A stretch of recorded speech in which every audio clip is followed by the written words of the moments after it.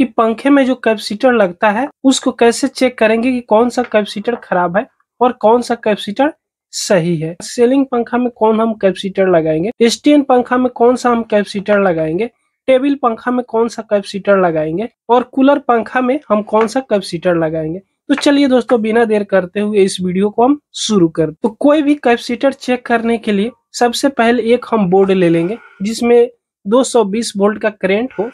उस बोर्ड को ले लेंगे और इसमें आपको 2 वायर देखने को मिलता है और इस बोर्ड में आपको न्यूट्रल का और फेज का करंट आता है। तो उसको हम डायरेक्ट इस बोर्ड में, जिस तरह हम चार्जर या पंखा लगाकर इसको चलाते हैं, सेम तरीका से इस प्रकार हम इसको पकड़ेंगे। ध्यान से देखिएगा, इस प्रकार पकड़ेंगे और दोनों जो सॉकेट की इस तरह लगाइएगा तो इसमें आपको हल्का सा चरचराहट की आवाज सुनाई देगा और थोड़ा सा इसमें से आपको लूती फेंकेगा। तो इसको निकाल देना है अब बाहर और इसको आप पकड़िएगा हाथ से, नहीं तो आप अगर कहीं भी आपको हाथ में पकड़ा जाता है या कहीं भी हाथ में ठेक जाएगा तो आपको हाई वोल्टेज का करंट लगेगा। उसके बाद इसको स्पार्क कीजिएगा, यानी दोनों को इस तरह शॉर्ट कीजिएगा। देखिएगा ध्यान से, जैसे शॉर्ट किए हल्का सा इसमें से चिंगारी निकला। तो अगर हल्का सा चिंगारी निकल रहा है और कैपेसिटर कितने यूएफ का है, 4.00 यूएफ। ये कैपेसिटर का जो पावर है ना बहुत कमजोर हो गया है, जिससे ये हल्का सा चिंगारी इसमें आ रहा है। तो हल्का सा जब चिंगारी इसमें आ रहा है तो ये कैपेसिटर से कोई भी हम पंखा में जोड़ेंगे तो पंखा स्पीड में नहीं चलेगा। उसके बाद में हम दूसरा कैपेसिटर लेते हैं। तो दूसरा कैपेसिटर को भी हम सेम तरीका से इसको चेक करेंगे।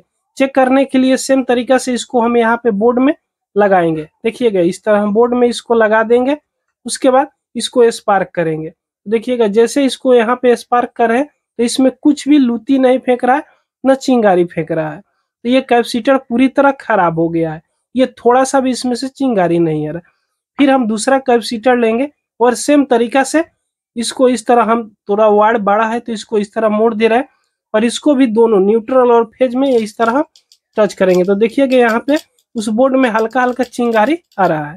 तो इस तरह हम इसको लगा देंगे। उसके बाद में इसको हम स्पार्क करके यहाँ पे देखेंगे। तो देखिए, जैसे इस पे स्पार्क किए हमने, बहुत जोर से लूती फेंका और आवाज भी आया। तो ये कैपेसिटर बिल्कुल ठीक है। सेम तरीका से हम दूसरा कैपेसिटर भी इसको चेक करके यहाँ पे देखेंगे। तो इसको भी यहाँ पे हम चेक कर दे रहे हैं। तो इसको भी चेक करेंगे, उसके बाद स्पार्क करेंगे तो इसमें भी हल्का सा लूती फेंका, हल्का सा चिंगारी है। तो इस तरह कैपेसिटर को आप चेक कर सकते हो कि कौन सा कैपेसिटर खराब है और कौन सा कैपेसिटर सही है।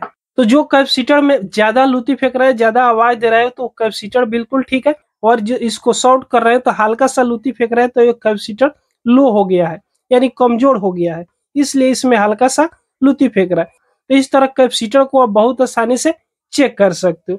उसके बाद कौन सा कैपेसिटर को हम कौन सा पंखा में लगाएंगे, तो जो सीलिंग पंखा में कैपेसिटर कंपनी की तरफ से लगा हुआ रहता है, इस प्रकार का कैपेसिटर लगा हुआ रहता है। 2.25 यूएफ का कैपेसिटर सीलिंग पंखा में लगा हुआ रहता है।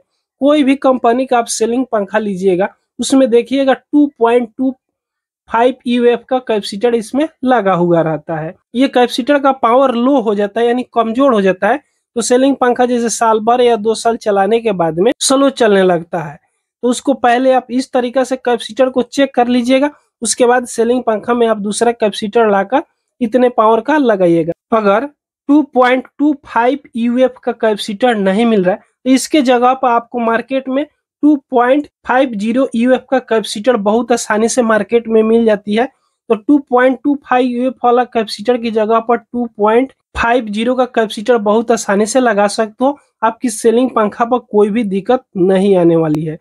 अगर 2.2 यूएफ की जगह पर आप 3.1 यूएफ का कैपेसिटर लगाइएगा तो हो सकता है आपका सीलिंग पंखा ज्यादा दिन तक न चले, उसका कॉइल जल जाएगा। तो सीलिंग पंखा में यही दोनों कैपेसिटर में से किसी एक कैपेसिटर को आप बहुत आसानी से लगा सकते हो।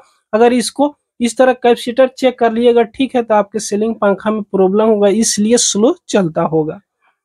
उसके बाद में स्टैंड पंखा में 3.1 यूएफ का कैपेसिटर लगता है, यानी 3.25 यूएफ का कैपेसिटर लगता है। अगर आपके पास टेबल पंखा है छोटा वाला तो उसमें भी आपको 2.50 का कैपेसिटर लगा हुआ रहता है, या 2.25 5 यूएफ का कैपेसिटर लगा हुआ था। अगर टेबल पंखा छोटा वाला है तो बहुत टेबल पंखा में 3.1 यूएफ का कैपेसिटर लगा हुआ रहता है। और जो कूलर मोटर आता है उसमें 4.00 यूएफ का कैपेसिटर लगा हुआ रहता है। तो 4.0 यूएफ का कैपेसिटर आप लगा दीजिएगा। लेकिन आजकल स्टैंड पंखा में भी 4.00 यूएफ का कैपेसिटर लगा हुआ अब मिल जाएगा, ताकि आजकल की जितने भी स्टैंड पंखा जो फराठा पंखा आता है उसका मोटर हाई क्वालिटी में रहता है, तो इस 4.00 यूएफ का कैपेसिटर उसमें लगा हुआ रहा। तो इस तरह आप समझ गए कि कौन सा पंखा में कौन सा कैपेसिटर को लगाएंगे और इस कैपेसिटर को कैसे चेक करना है। तो दोस्तों ये वीडियो आपको पसंद आई हो तो एक लाइक जरूर कर दीजिएगा। अगर हमारे चैनल पर आप पहली बार आए हो तो सब्सक्राइब जरूर कर लीजिएगा।